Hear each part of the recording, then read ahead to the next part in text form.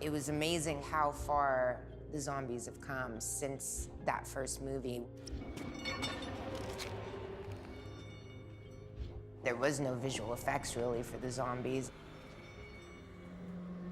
I'd grown up watching the Romero movies, the Lucio Fulci movies, but no one had done a zombie movie in 20 years, and that's one of the things that drew me to it, was I was very excited about reinventing that genre, which of course has happened since then.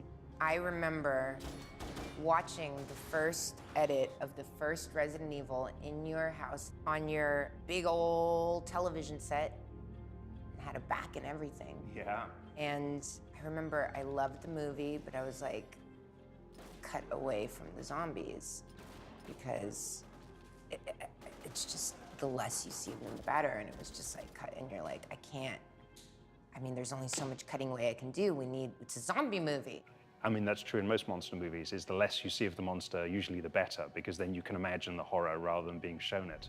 Because always what you imagine as an audience member is going to be more powerful than what I as a filmmaker can show them. You can be a little more head-on, but again, kind of behind zombies. When you think about it, 20 years ago, there was no skill at doing zombie makeup. Now, zombies are everywhere.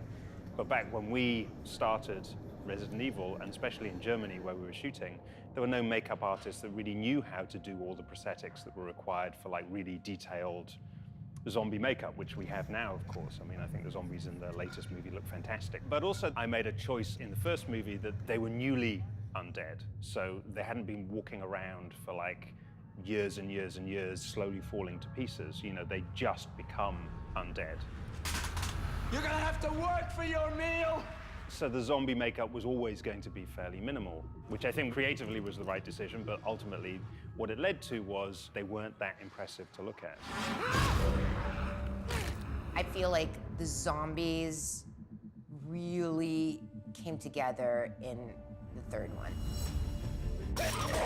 And that was the first time for me that the zombies came together as their own entity. Like, in number 3, I feel like that was the birth of zombies as we know them today. The desert zombies that were all really skinny people, and they looked incredible. The makeup on those zombies was unbelievable. And I feel like it's very much the modern zombie that we know today. That kind of set the tone for all other zombies, you know, since then. Well, we had to up the bar with that movie because the first 2 movies, there was a lot going on in the dark. So, you know, you could hide the shortcomings of the zombie makeup a lot easier. The third movie was all going to be in the desert in the broad daylight, so you were going to be able to study every nook and cranny of these creatures. We had to deliver on a much higher level than we'd done before. I think one of the things that has improved about the zombies, especially in this movie, is performance.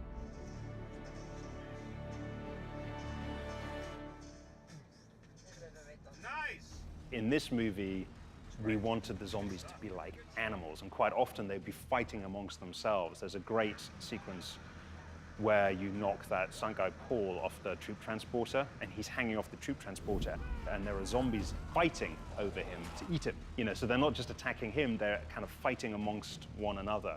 And I think that's something that we haven't seen before, and I always find that very chilling. It's a ferocity that you haven't seen before, you know, fighting amongst each other to grab the flesh. And actually in the movie, it kind of catches your attention as well. You're looking at it, which is why Ian Glenn manages to get the drop on you.